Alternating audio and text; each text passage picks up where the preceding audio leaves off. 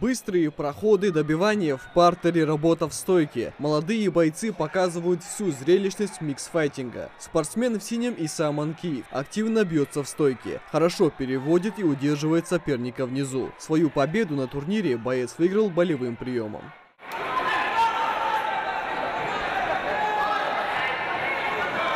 Занимаюсь 1 год, выиграл множество соревнований и иду дальше. Как прошла сегодня финальная схватка? За счет чего тебе удалось выиграть? Это болевой прием. Как долго ты его отрабатывал? Отрабатывал я его на тренировках несколько дней подряд.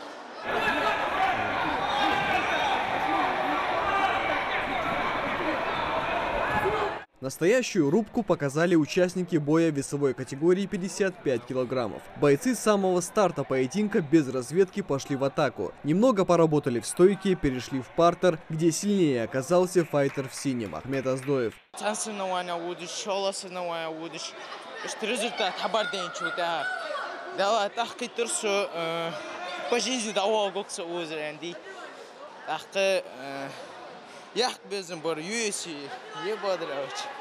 А так, пока что В КФЛ-6 приняли участие свыше 300 юных спортсменов из Ингушетии, Чечни и Дагестана. В этом зале собрались дерзкие и неуступчивые миксфайтеры. Мы сегодня приехали, на 15-16 хорошие ребята, малыши, начиная 8-9, 10-11, 12-13, 14-15. Ну, как взрослых, остались все возраста я привел. Пока дрались двое, сразу двое выиграли. Дальше будет, если все нормально будет. Я занимаюсь 4 года. Раньше ходил на боевое самбо и на тэквондо. Выиграл я по очкам. Мой соперник был очень хороший. Выиграл я за счет борьбы и добивания.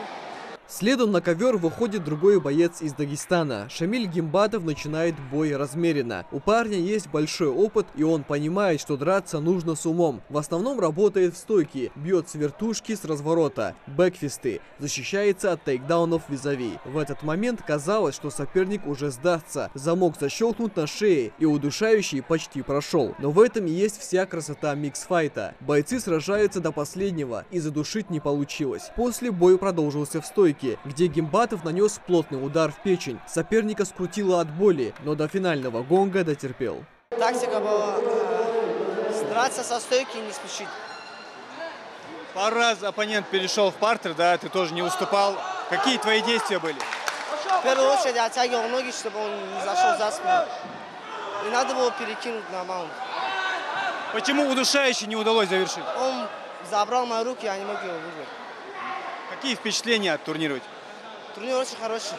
Чтобы показать мастерство смешанных единоборств, этим ребятам не обязательно выходить в клетку, в октагон. Они сегодня превратили обычные борцовские маты. Такие спортивные события способствуют росту и так уже набирающего популярность вида спорта. Самая главная задача данного рода турнира – это селекция. Я последние 12 лет в этой республике и за пределами занимаюсь этим делом, да, спортивным менеджментом, организацией боев, турниров. И самое главное, я говорил всегда, это смена поколений. То есть если мы хотим, чтобы у нас появились хорошие бойцы, должна произойти смена поколений. То есть